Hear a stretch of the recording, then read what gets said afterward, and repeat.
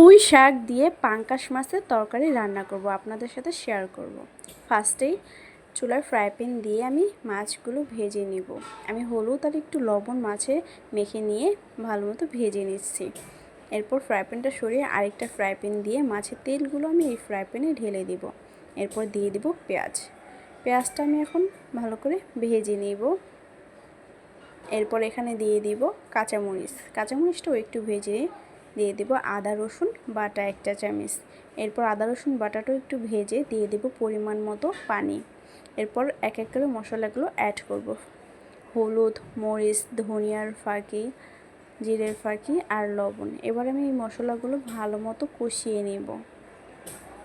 এরপর আমি এখানে দিয়ে দিব শাক আর আলু কেটে নিয়েছি।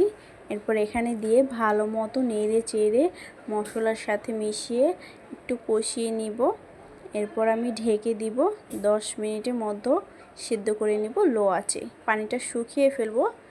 এরপর আমি পরিমাণ মতো ঝোলের পানি দিয়ে দিব।